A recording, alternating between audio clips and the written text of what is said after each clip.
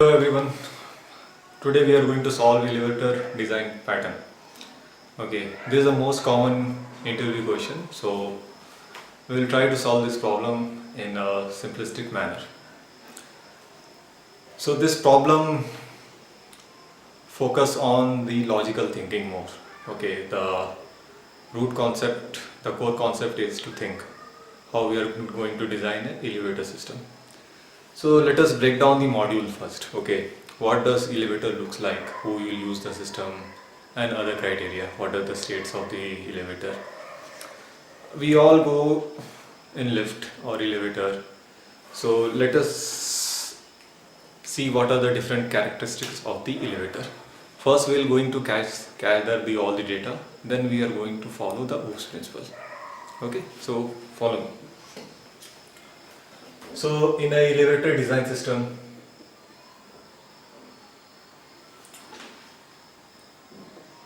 who is the user?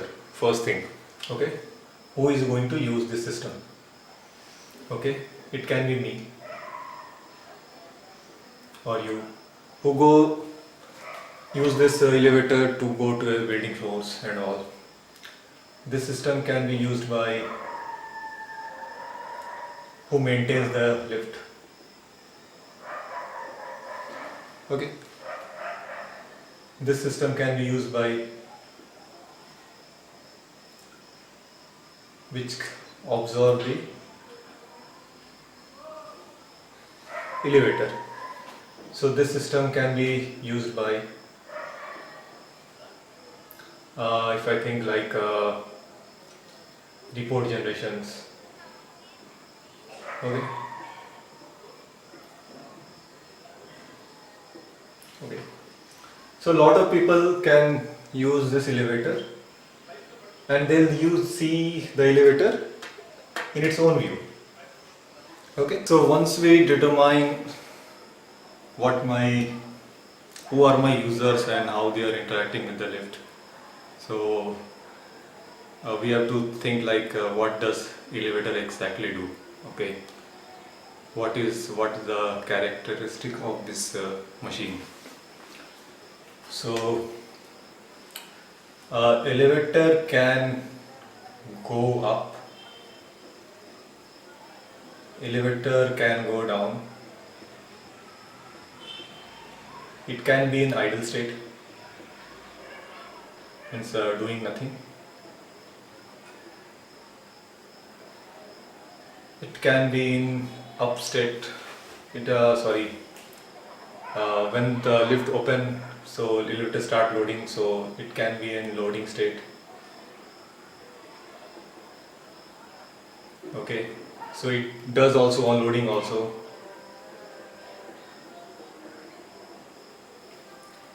Okay, it can beep on various occurrence. Okay, so the core concept the elevator should do is go up, go down, remain idle, load the passenger, unload the passenger, and beep. So these are the idle state of an elevator. So we can think like these are the state machine. Okay, we are working with the 5-state machine. Okay.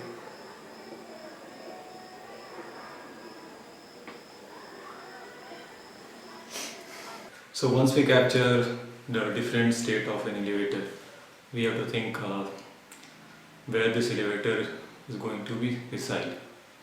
So elevator must be on some building, okay, or some office or places. So we have to capture other attributes like for the buildings, okay, where the system is going to put on the place. So this elevator can go up to, let's say I have a building with 20 floor, okay, and I have to use this elevator in this building. So what else I have to configure for this elevator? I have to say what is my max floor.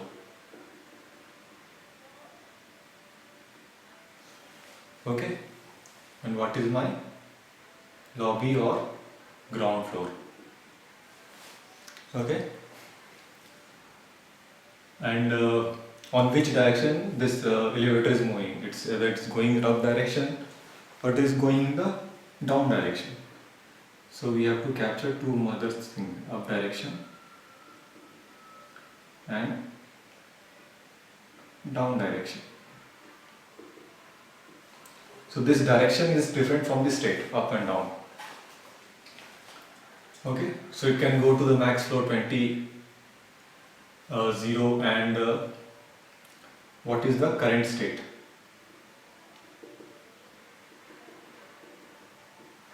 Let's say I am in 5th. Fine. So now we have to think on the other characteristic of the elevator, like is there anything missing on this system, like so we have to observe that part also. So we can see that an elevator can go with going up direction and in a down direction. Okay, so there is another attribute, something called speed is here. Okay, so at what speed the elevator should go up?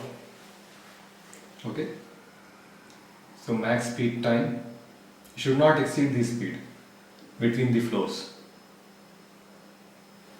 Okay, the other attribute I can think of, the window door should be opened and closed within a certain amount of time, like we can say this passenger entry exit time. Now we can think of at what speed the lift should stop. So we have another attribute called stop time. Okay.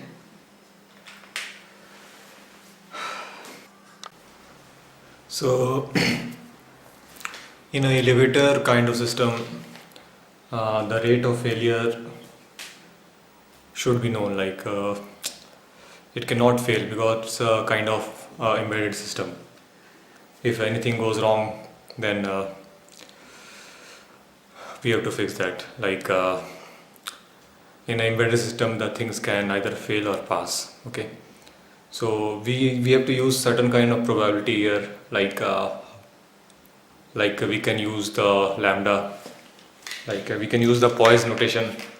I'll give you a small introduction of Poisson, like in probability. Okay,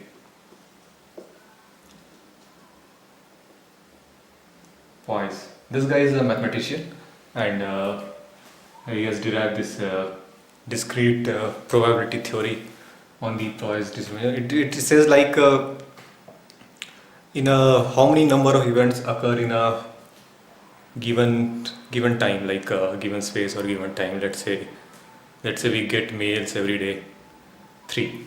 Okay, so sometime we get 4, sometime we get 5, sometime is less, like 1, 0.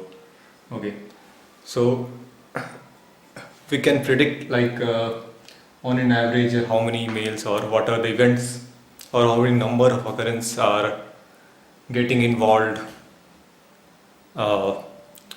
within a given space. So this concept is important. Okay, the Poisson theory. We'll use this process in our elevator design platform. So now let's try to encapsulate this entire thing in the OOPS principle. So I think we have sufficient data to go for. So there is a basic minimal set of data is required to design an elevator system. There can be enough data also, but this is a minimal elevator. Okay, so we can now classify the types of elevators. So elevators can be two types can be there. It can be a service lift, it can be a passenger lift. Okay.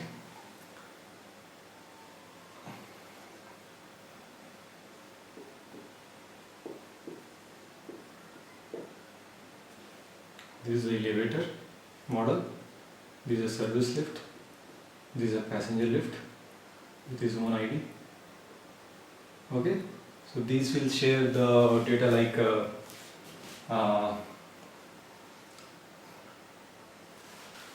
So now we can think of the OOPS concept, like how we are going to model this elevator system design in a OOPS. So we can think like elevator is kind of we can think like how many types of elevator we have. Like we have service elevators, we have passenger elevators.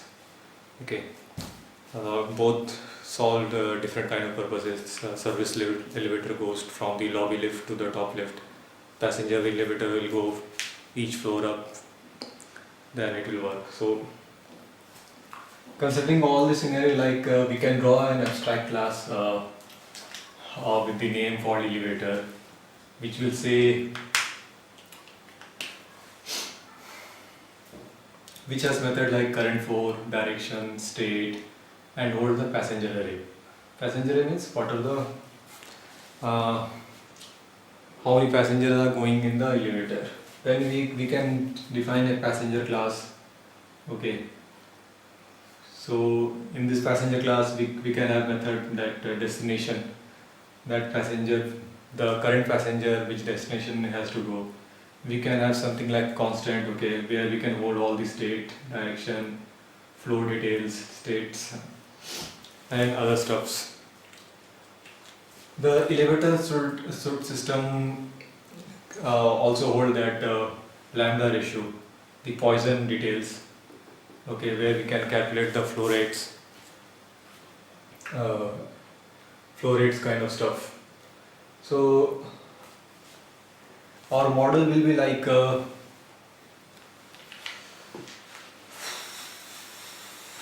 consider this as an abstract class. So I can derive this from here. I can have a private elevator, I can have a service elevator, I can have a passenger elevator. Okay, and we have passenger detail, passenger class. So this passenger will be initialized with the number of passenger. Okay, and each passenger can go to a particular destination. Okay, so each elevator should have its own ID and its other characteristics. Okay, we can have one interfaces like elevator constants, where we can hold all these states: up state, down state, ideal state, loading state, floor details, lobby, and other stuff. Okay, so elevator class will also hold it what is the current passenger count, what are the when the doors open and when the door close, how many passengers are there. Based on that, it can calculate the load and trigger the alarm accordingly. So we can have this kind of structure. Hope this helps. So now it's time to go like which kind of algorithm or which kind of data structure we will use to solve this algorithm. So it's looks like it's kind of a disk scheduling algorithm, and it's kind of disk scheduling algorithm. So some optimization we have to make on the algorithm front. So the disk scheduling algorithm is based on the priority queue, and it's good to go with the priority queue algorithms like priority queue data structure to solve this elevated system design problem. The number of priority queue we have to decide. Okay, how many priority queue we have to take to solve this problem.